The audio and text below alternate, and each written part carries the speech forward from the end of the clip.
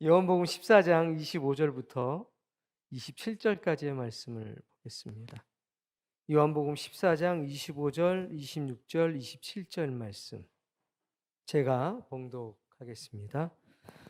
내가 아직 너희와 함께 있어서 이 말을 너희에게 하였거니와 보혜사 곧 내 아버지께서 내 이름으로 보내실 성령 그가 너희에게 모든 것을 가르치시고 내가 너희에게 말한 모든 것을 생각나게 하리라. 평안을 너희에게 끼치노니 곧 나의 평안을 너희에게 주노라. 내가 너희에게 주는 것은 세상이 주는 것과 같이 아니하리라. 너희는 마음에 근심하지도 말고 두려워하지도 말라. 아멘. 예수님께서 오늘 귀한 말씀을 하시는 거죠. 자, 예수님께서 말씀하신 내용들을 보겠습니다. 예수님이 계시는데 예수님이 지금 오늘 말씀에 요지가 있죠. 25절부터 이제 보세요. 25절.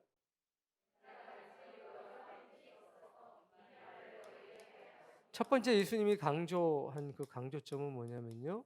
함께예요. 지금은 내가 함께 있으니까 직접 이 말을 너에게 한다. 함께예요. 지금 현재 내가 너희와 함께 있으니까 지금 이 말을 한다.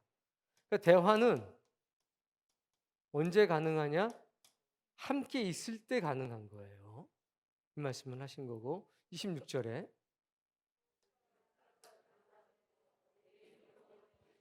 이 앞에 모니터는 글씨가 안 나와요. 자, 그리고 나서 누구 얘기를 하냐면 보혜사라고 하는 존재를 이야기합니다. 보혜사를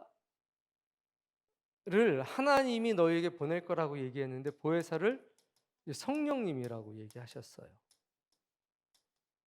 자, 이제 보혜사를 성령님이라고 말씀하셨는데 여기에 대해서 이제 뭐라고 말씀하시냐면 이 성령님이 오시면 첫 번째는 가르치시고 두 번째는 생각나게 하신다라고 말씀하셨어요.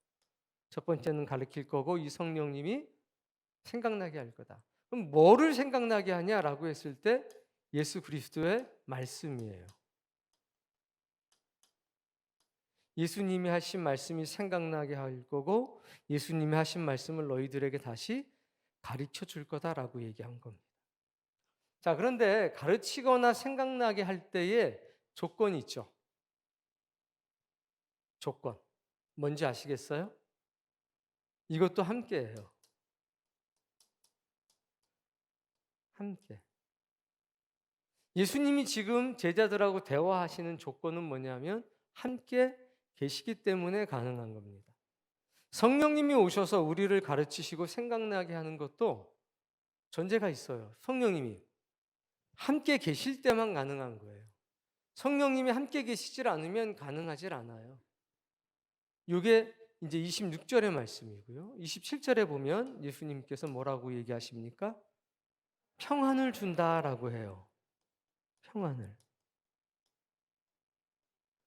그러니까 두려워하지 말라. 또 근심하지 말라라고 얘기해요.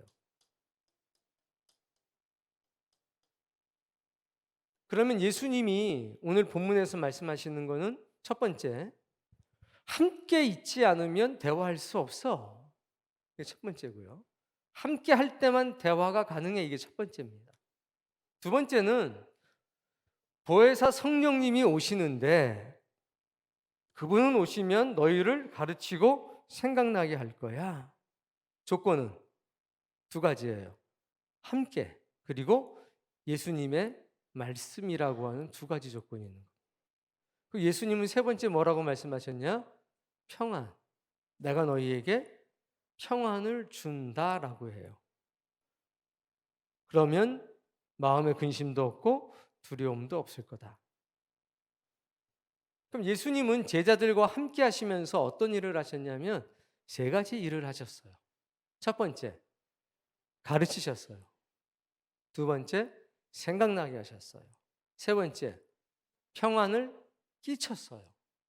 평안을 끼친 것도 조건이 있어요. 함께예요.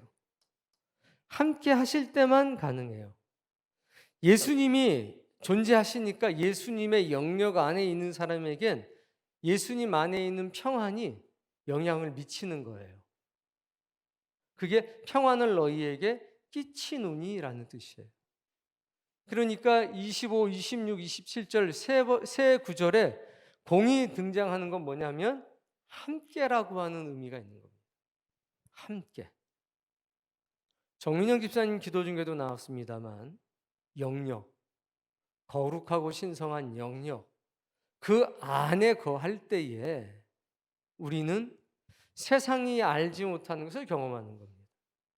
그 거룩하고 신성한 영역을 떠나버리면 아무것도 되는 게 없습니다. 믿음은 예수님의 거룩하고 신성한 영역, 하나님의 거룩하고 신성한 영역, 성령님의 임재가 있는 그 신성하고 거룩한 영역 안에 거하면서 지속적으로 영향을 주고받는 거예요. 거기서 역사가 나타나는 거죠. 자, 이제 14장 16절 말씀을 보겠습니다. 요한복음 14장 16절에 보면 읽어보세요. 자, 하나님이 뭐 하냐면 기도하신다는 거예요. 하나님께.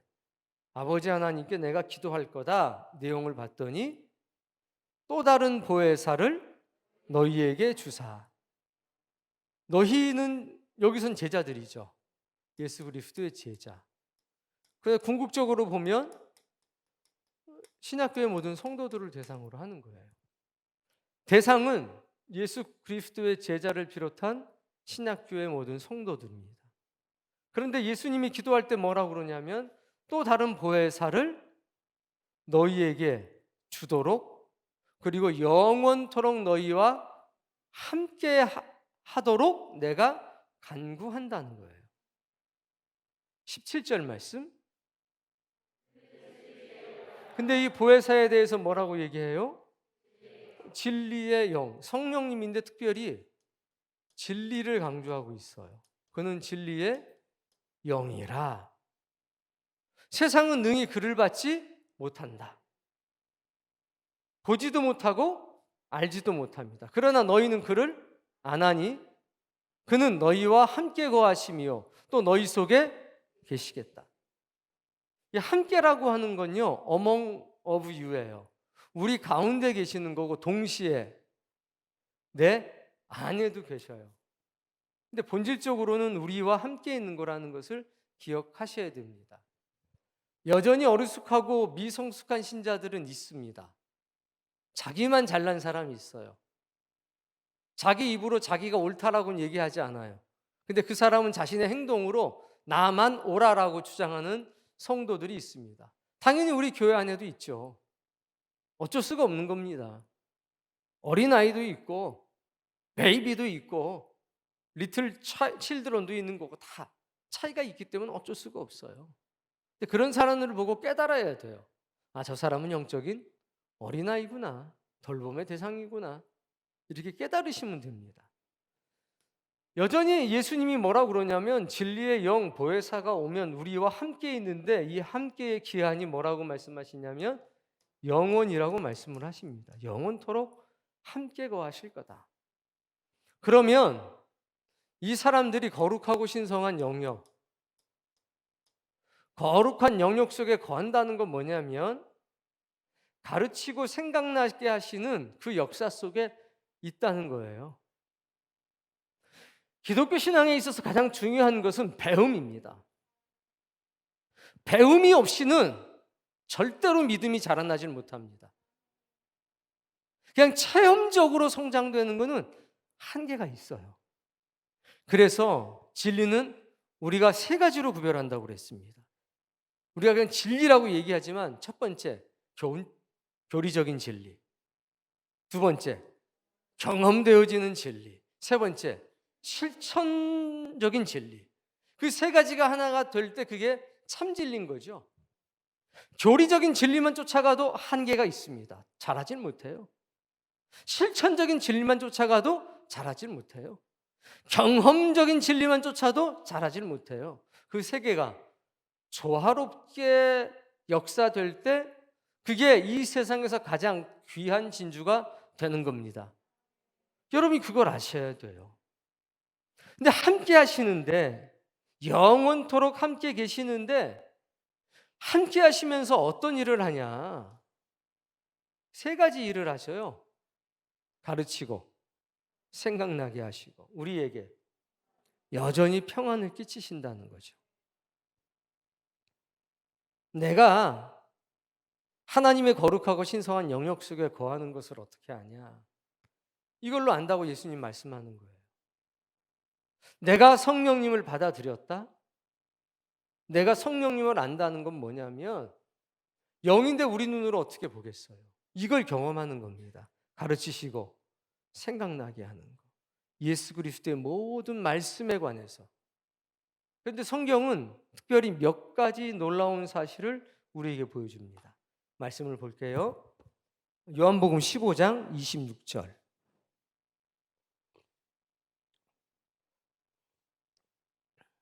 요한복음 15장 26절 말씀 읽어보세요.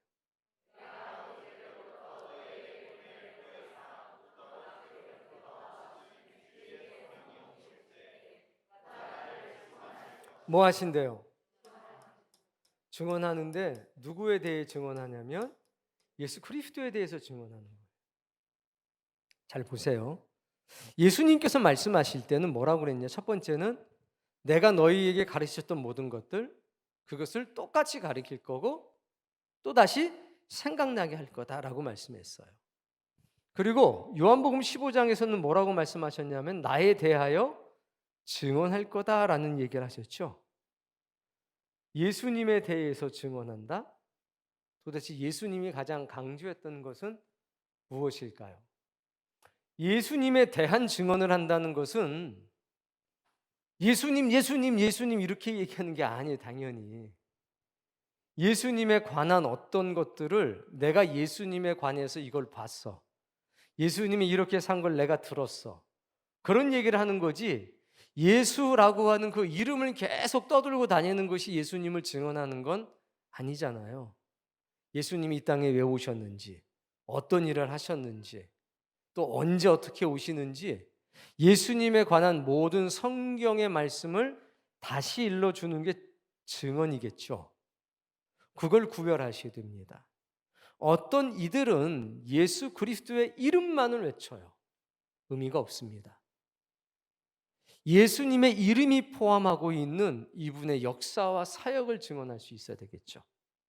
자, 그러면 성령님이 우리 가운데 임재하시면 가장 강력한 메시지는 뭐냐면 당연히 예수 그리스도예요. 왜? 그분에 대하여 증언한다고 그랬고 그분이 하신 말씀을 가르치고 생각나게 하신다고 했으니까 성령님의 가장 중요한 메시지는 뭐냐면 예수 그리스도에 관한 사역인 겁니다. 그거를 성령님은 계속 얘기를 하시는 거예요. 우리 가운데에서. 그럼 우린 계속 뭘 들어요? 예수 그리스도에 관한 말씀, 예수 그리스도가 하신 말씀, 이것을 계속 무한 반복하겠죠. 계속 반복해요. 이것을 계속 반복하다 보면 우리의 입술에서는 어떤 게 나갈까요? 똑같은 거예요. 제자들이 예수님과 함께 계시면서 예수님께 드렸던 말씀을 나가 전했죠. 근데 그 예수님이 하나님의 보좌로 돌아가셨습니다. 그래서 지금 우리에게는 누가 오셨냐? 보혜사 성령님이 오셨어요. 우리 가운데 예수님에 관한 증언을 하시고 예수님께서 남기신 모든 말씀을 가르치시고 예수님이 하셨던 모든 말씀을 자꾸 잊어버리니까 다시 생각나게 하셔요. 그 이유는 시험 잘 보라고 그러는 게 아니라 그 말씀대로 살려고. 유식한 말로는 예수 그리스도의 길을 따라가라고. 그래서 예수 그리스도의 일을 하고 이것을 반복하시는 거잖아요. 자, 근데 이 예수님께서 어떤 말씀을 하셨냐면 마가복음 1장 15절 말씀. 이게 예수님 말씀의 핵심이었습니다.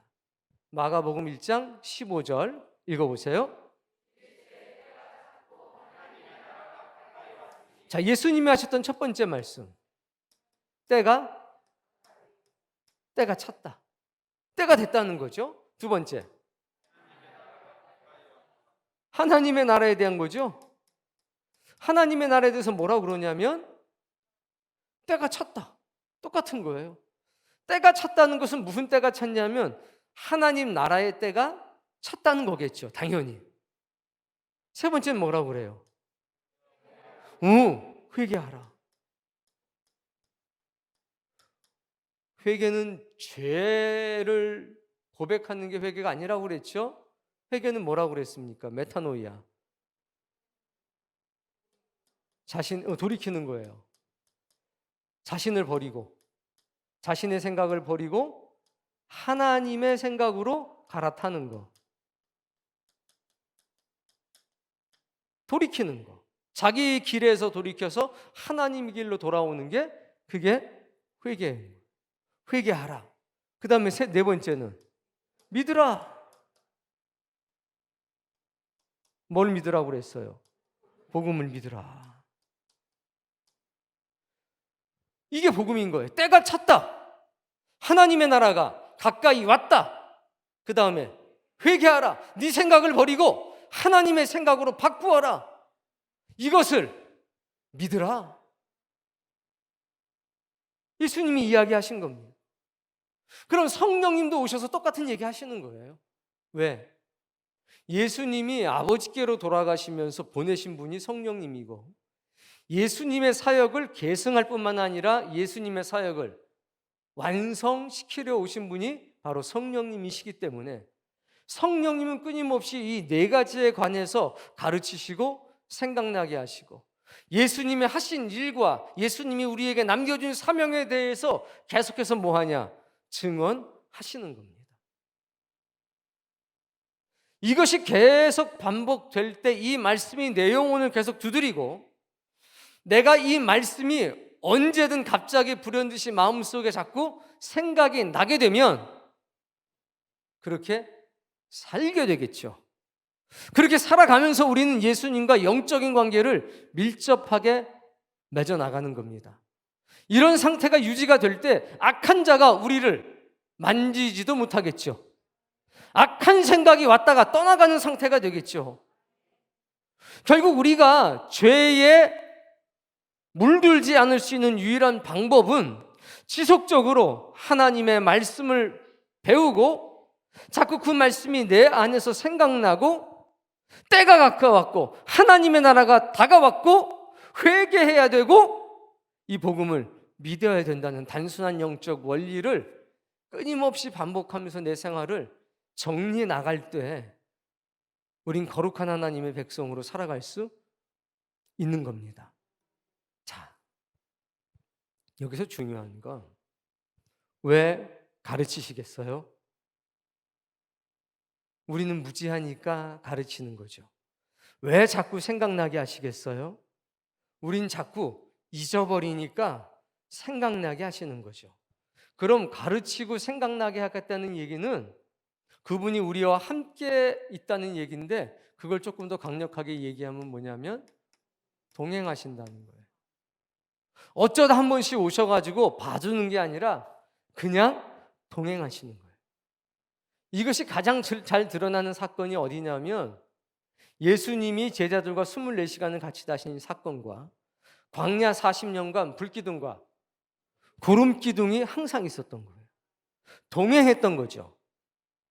다른 일을 보시다가 내가 때때로 와서 연습하고 있어. 내가 때때로 와서 좀 봐줄게. 너 기도하고 있어. 내가 때때로 와가지고 한 번씩 봐줄게. 이게 아니라 24시간 동행하시는 겁니다. 마치 모세와 함께 했던 이스라엘 백성들을 하나님께서 불기둥으로 어떻게 하셨어요? 보호하셨죠? 구름기둥으로 보호하셨습니다. 머무를 때는 보호했고 움직일 때는 인도하셨어요. 인도와 보호의 역사가 어쩌다 있었던 것이 아니라 24시간 계속됐죠. 365일 계속됐습니다. 똑같습니다. 성령님은 영이시기 때문에 우리를 떠나지 않습니다. 우리 가운데서 항상 가르치시고 항상 생각나게 하시는 일을 반복하십니다. 교회에서는 주의 종들을 통해서 직접적으로 말씀을 하실 거고, 여러분이 삶의 자리로 돌아갔을 때는 주의 영으로 들은 말씀을 여러분의 가슴 속에서 살아 움직이어서 생각나게 하실 겁니다. 가르치는 것은 직접적인 역사요, 생각나게 하시는 것은 간접적인 역사라는 거예요. 이걸 기억하셔야 돼요. 모이면, 흩어지면 그거예요. 모이면 가르치십니다. 흩어지면 생각나게 하십니다. 뭐를? 예수 그리스도의 모든 말씀을. 핵심이 뭐냐? 때가 가까웠다.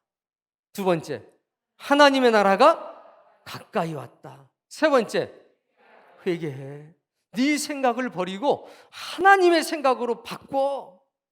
그리고 이 모든 복음을 믿어. 이거를 계속 말씀하시는 거예요. 제일 중요한 건 이거죠. 그래서 동행하는 거. 내가 그분과 동행하는 게 아니라 그분이 우리와 동행해 주시는 겁니다. 얼마나 감사한지요. 내가 그분과 동행하려면 어려움이 많잖아요. 결혼한 지가 이제 2년 정도 됐나? 벌써 3년 됐어? 좀 싸우겠네 이제? 수양이 어디 있어? 아, 밑에 있어요? 신혼 때는 평생 가도 안 싸울 것 같은데 살다 보면 싸워요. 그런데 중요한 건 싸우면서도 동행하는 거예요. 안 싸우는 사람이 동행하는 게 아니라 싸우면서도 동행하는 게 부부예요. 우리 똑같아요. 여전히 쓰러지고 여전히 넘어지는데 하나님이 우리와 동행해 주세요. 내가 그분과 동행하는 거면 다 밴댕이 속아닥지잖아요. 우리가 조금만 잘해주면 금세 헤헤거리다가 조금만 싫은 소리 하면 그냥 얼마나 마음이 좁은지 바늘 하나 들어갈 곳이 없잖아요. 그러니까 우리가 하나님과 동행한다면 이건 안 돼요. 그런데 하나님이 우리와 동행해 주시니까 별의별 일이 있어도 그냥 가는 거예요. 자, 보세요. 동행하니까 가능한 거죠. 동행하시면서 자, 모여 있을 땐 가르치시고 흩어져 있을 땐 생각나게 하시는 이 놀라운 역사가 있다는 거예요. 근데 가장 중요한 게 뭐냐? 아무리 가르치고 아무리 생각나게 해도 자꾸 이상한 데로 때때로는 가요.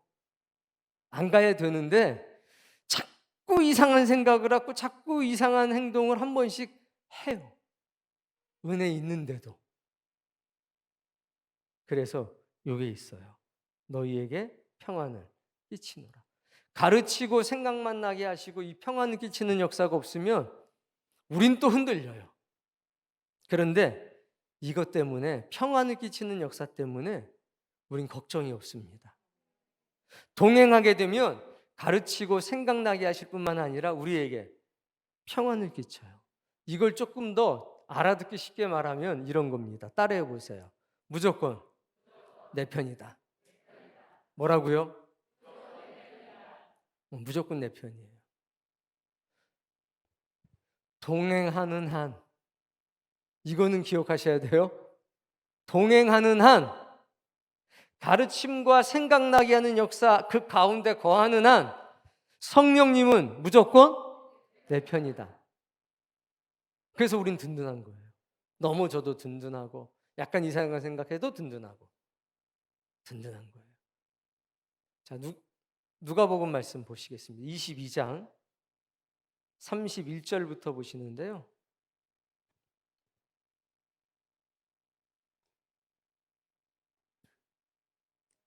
33절 먼저 그냥 읽어보시겠습니다. 33절에 보면 베드로가 아주 큰 소리 빵빵 쳐요. 읽어보세요. 주여, 오게도 가기를. 이야, 내가 주님과 동행한다 이거죠. 우리는 알잖아요. 이 결론이 어떻게 됐는지. 제가 주님과 동행하겠습니다. 얼마나 멋져요. 시원시원하죠. 근데 살다 보면 이게 좀 필요하기는 해요. 도망치더라도 일단 이렇게 한번 해보세요. 목사님, 제가 목사님과 함께라면 옥에도 가고 막 이렇게 하세요. 집에 가서 또 아내나 남편한테도 하세요. 이렇게 바뀔 때 바뀌더라도. 베드로가 호기롭게 이렇게 외쳤습니다. 내가 동행할 거다. 돼요? 마음에는 원이로되 육신이 약합니다. 안 돼요. 우리가 나빠서가 아니라 인간의 연약함이죠. 남편들 좀 이해해 주셔야 돼요. 지나가는 소리입니다. 아내들도 이해해 주셔야 돼요. 이러려고 그랬던 건 아닌데 그렇게 말이나 행동이 나올 때가 있어요. 이해해 주고 좀 관용해 주시기 바랍니다. 베드로 형이 잠깐 왔다 간 거니까 이해해 주셔야 돼요. 자, 동행은 우리의 의지로 되는 것이 아니다라는 것이에요. 그랬더니 34절에 뭐라고 그럽니까? 베드로야, 오늘 닭 울기 전에 네가 나를 동행이 깨져버리는 거죠. 자, 그런데 예수님은 그 전에 뭐라고 말씀하셨냐면 베드로가 예수님을 부인할 것을 이미 알고 계셨지만 예수님은 31절에 이렇게 말씀하시는 거예요. 나는 무조건 네 편이야. 이 말씀을 하신 거죠. 읽어보세요.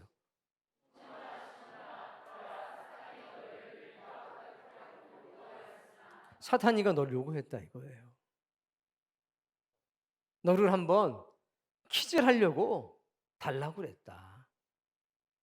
알곡이면 안 떨어질 거 아닙니까? 이 얘기잖아요. 그러면 줄 수도 있잖아요. 32절.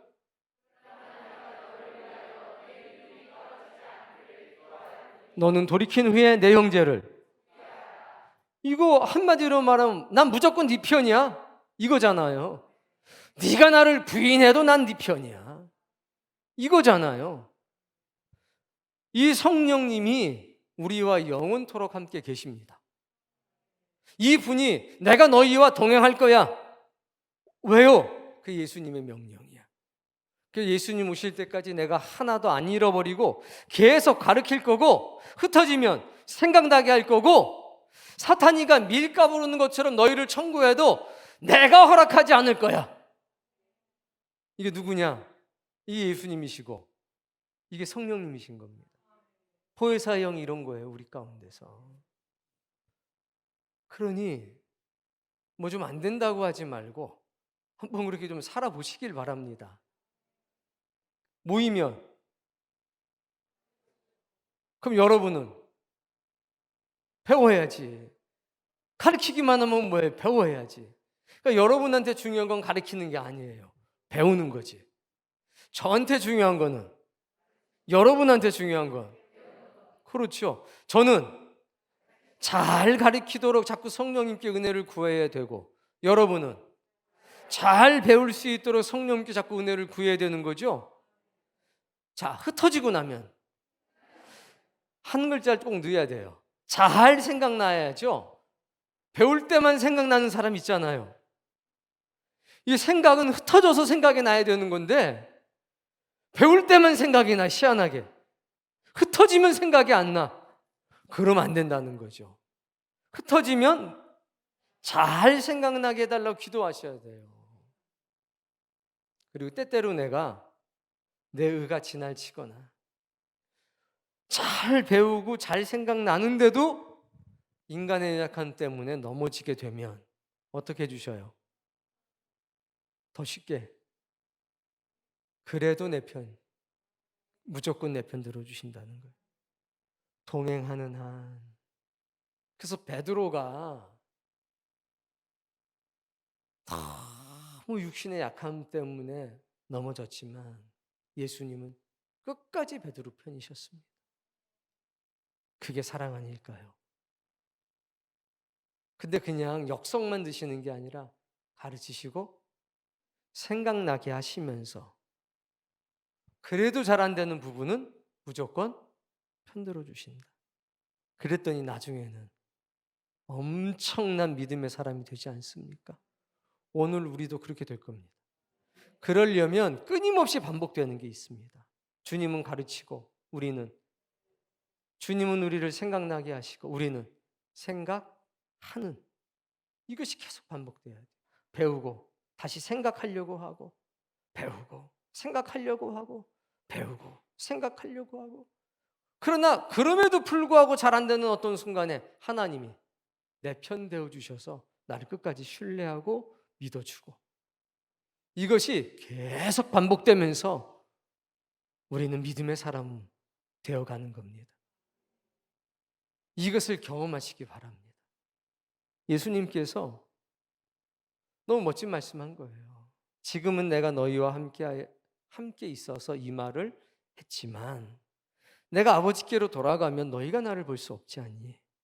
내가 아버지께 기도해서 구해서 보혜사 진리의 영을 너희에게 보내줄 테니 그가 오면 내가 했던 것처럼 너희를 가르칠 것이고 내가 한 모든 말을 생각나게 할 거고 너희들에게 평안을 끼칠 거야. 무슨 얘기냐? 무조건 너희들 편이 되어 주실 거야.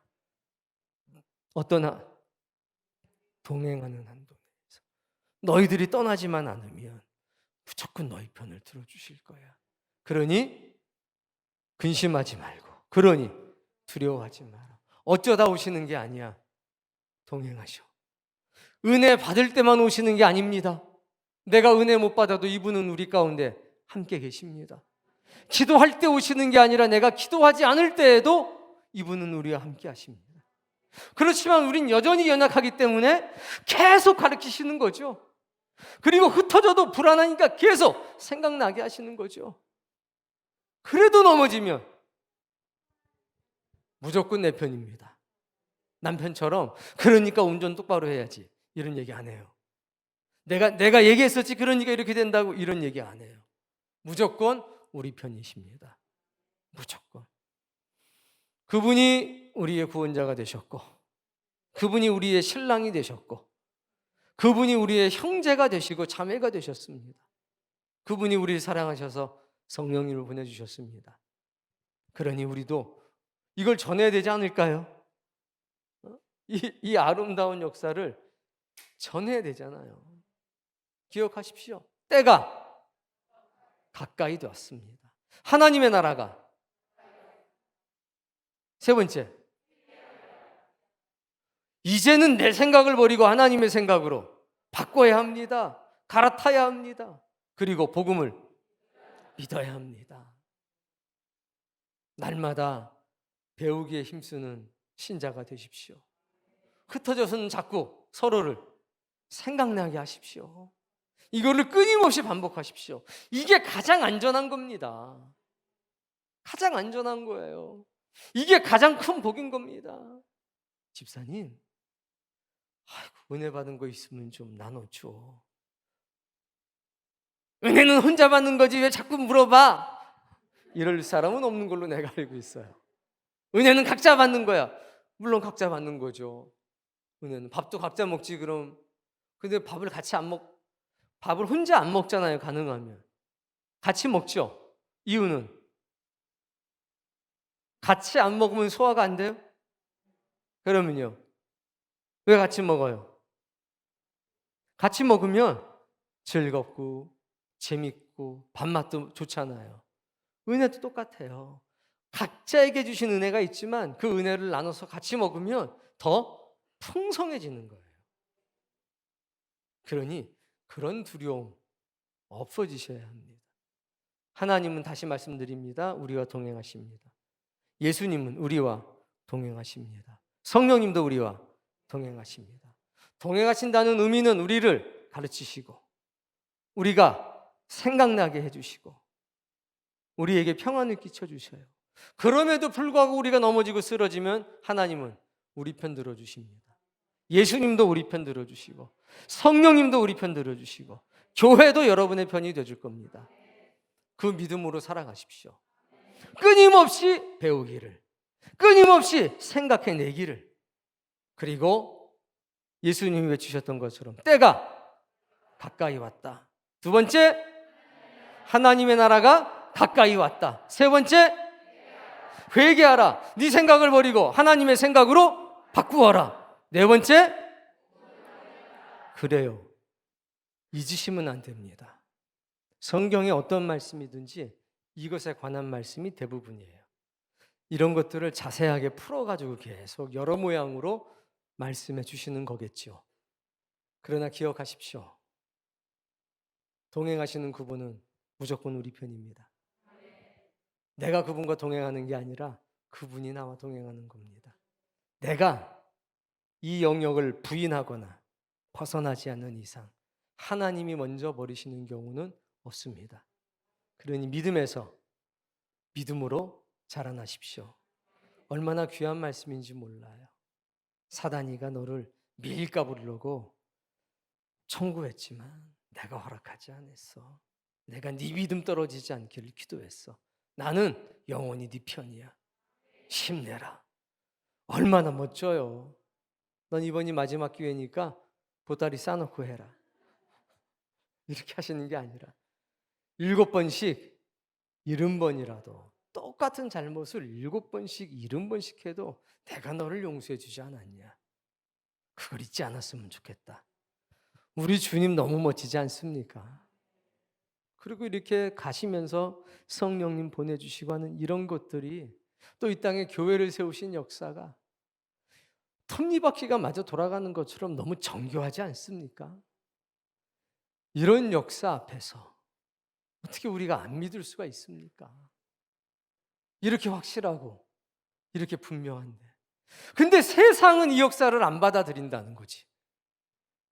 14장 16절에 있는 말씀, 그 이하 17절 말씀처럼. 근데 우리는 이게 받아들여지는 거고, 이게 믿어지는 거고, 이게 너무 감사하고, 이게 너무 은혜가 되는 거죠. 그게 복 아니겠습니까? 이 은혜 가운데 살아갑시다.